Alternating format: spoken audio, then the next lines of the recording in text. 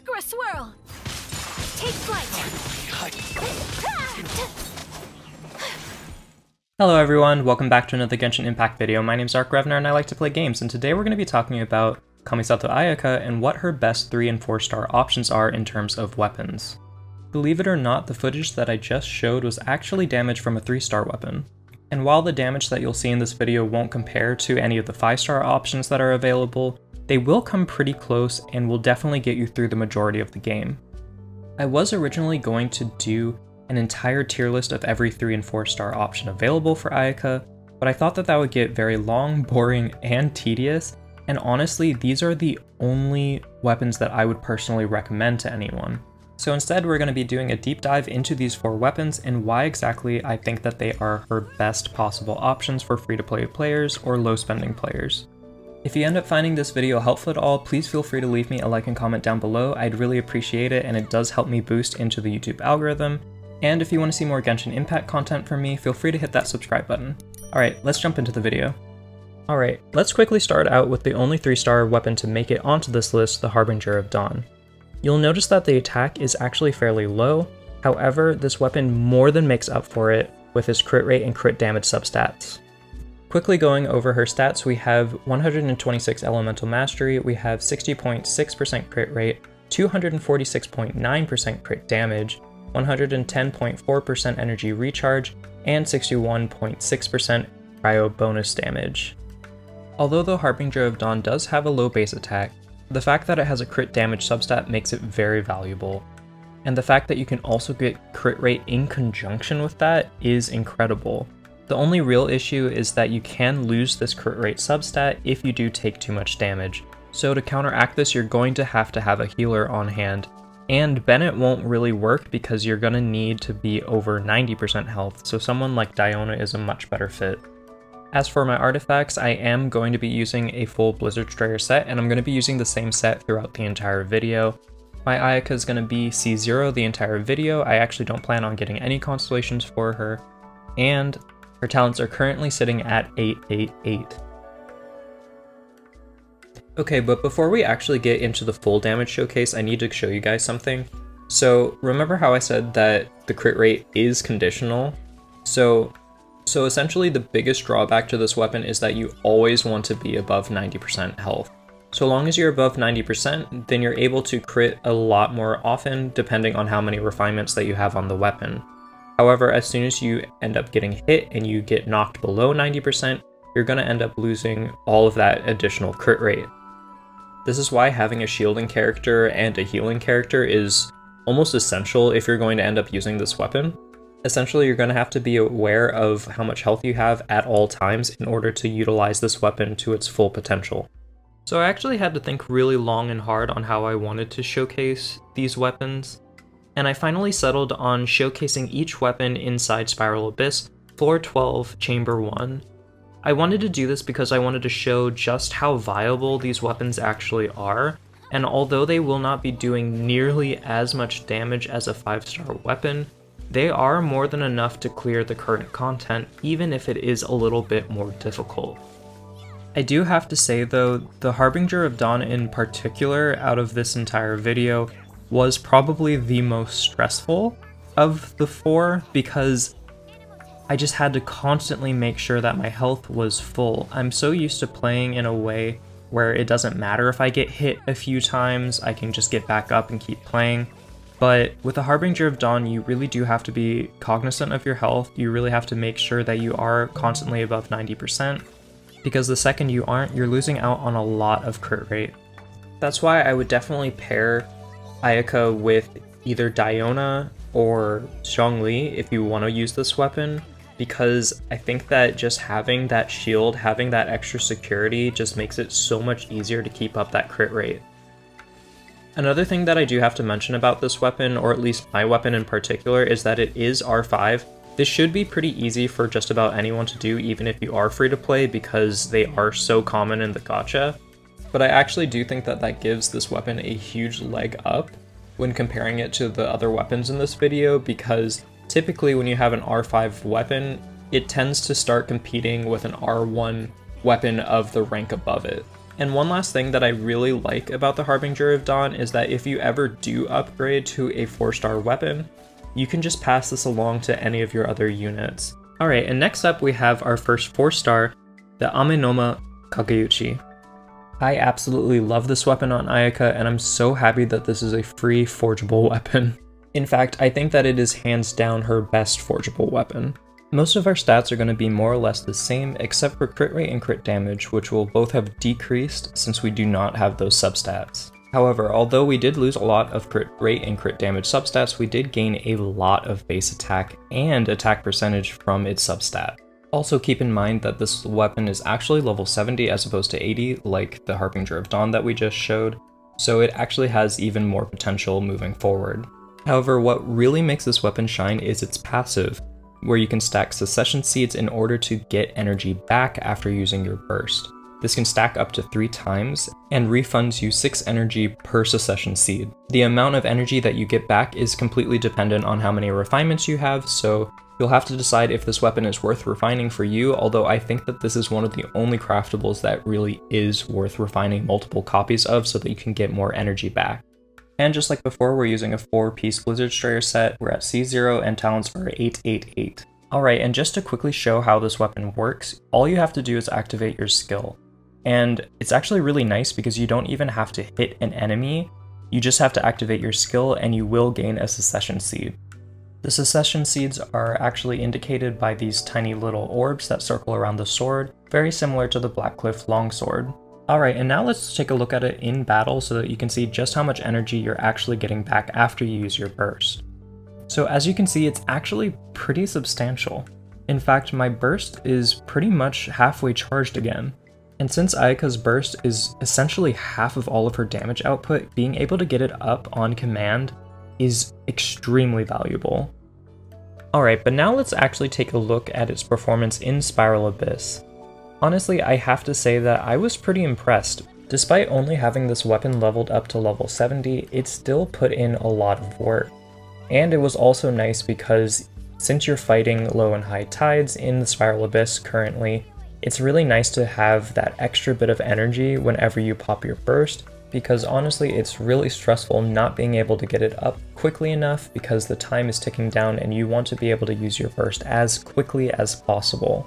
Also, one thing that I wasn't expecting but was a pleasant surprise was that since it did have a decent base attack and then a lot of attack percent substats, it actually ended up performing very well despite not having any crit rate or crit damage substats. I actually thought that this would put it at a huge disadvantage compared to the other swords that are on this list, but it actually ended up holding its own and ended up having a similar clear time to the other weapons in this video. I think consistently having a high amount of attack, as well as being able to get up your burst more consistently, really helps push this weapon into a very high tier. On top of all this, this is a free-to-play weapon. This is a forgeable weapon that you can get after completing a quest in Inazuma, and I think that makes this incredibly valuable because you can actually get multiple refinements for this for free if you're playing long enough, and being able to get your burst up so consistently is a game changer. Also, by using this weapon, you can save your masterless star glitter or real-life currency instead of buying the battle pass. So this is an excellent option for free-to-play players. Alright, and next up we have the 4-star battle pass weapon, the Black Sword. Honestly, this is one of the best 4-star swords in the entire game. You do have to pay for the battle pass in order to get it, but because you get such good crit rate, and due to the fact that it is so universally applicable to any character in the game, it is a very valuable weapon to have on your account. As you just saw, it did boost my crit rate all the way up to 57.8% at level 80 out of 80. However, although the crit rate substat is probably the #1 reason why people want this sword, it actually is also extremely utilitarian because it heals you whenever you do land a crit hit every 6 seconds, and it also increases your normal and charged attack damage, which is extremely useful, especially on characters like Ayaka. In fact, when this weapon starts to get multiple refinements, it starts to rival R1 5-star weapons. Alright, and just like before, we're going to be using the Blizzard Strayer set. I might be overcritting a little bit, but that's alright. she will be C0 and her talents are still at 888. Alright, and let me quickly show you what I meant by healing. So every 6 seconds when you land a crit, you are actually able to heal yourself, which is indicated by those green numbers that flash on the screen. This is really nice because it means that you have to rely a little bit less on healers. Alright, and with that out of the way, let's just jump into the Abyss. So as you can see, this weapon is very, very nice because you are going to be critting just essentially all the time. There's almost never going to be a time where you're not critting, especially when you are using the Blizzard Strayer set. And actually, if you do have enough crit rate on your artifacts, you can actually substitute, instead of a full Blizzard set, you can actually take it to a 2-piece Blizzard Strayer set, 2-piece Gladiator set for the additional 18% attack, which is really, really nice just because it does give you a lot more damage that way. Before you go ahead and do this, I do recommend you taking a look at if you're going to be over critting or not, but it is nice having that option because it just makes this weapon so much more flexible in terms of builds. Also, since Ayaka is a DPS character that heavily relies on her normal and charge attacks, it's so nice getting additional multipliers on those specific attacks.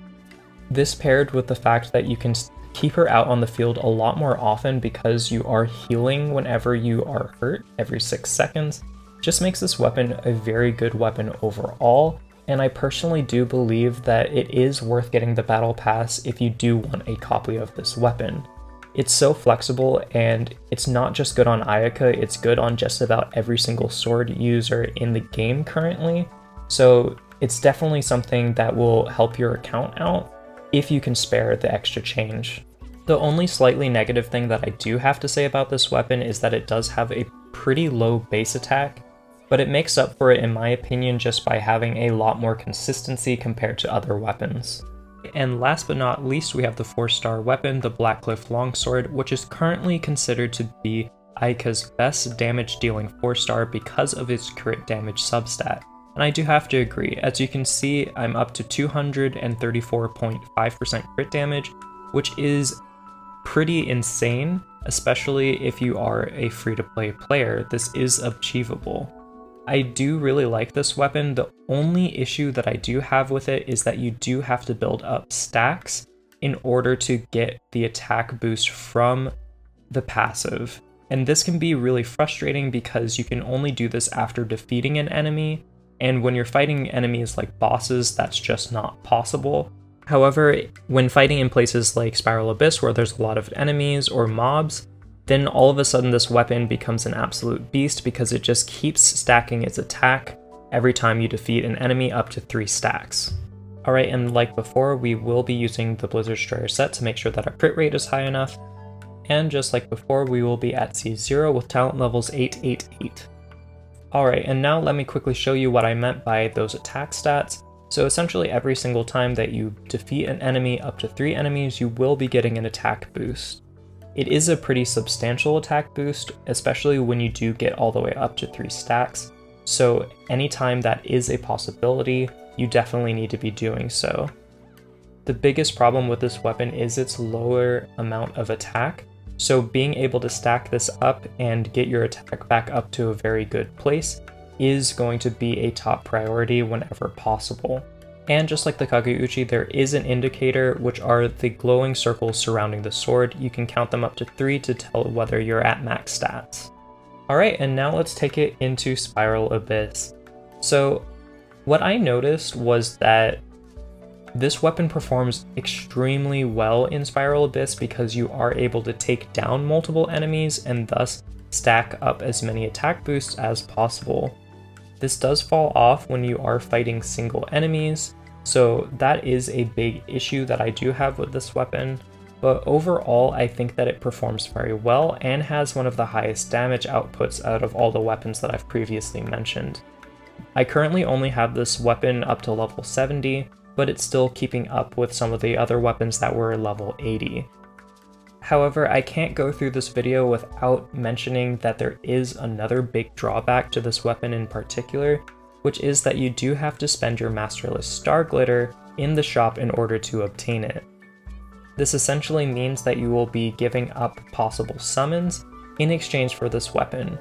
And although it isn't too much just to get one copy, when you are trying to refine it, that means that you are going to be giving up essentially 5 wishes for every refinement. This means that you're essentially going to be losing out on about 24 to 25 summons, which could be the difference between getting a character or not getting a character. So you're definitely going to have to weigh your options and see if that's a good choice for you personally.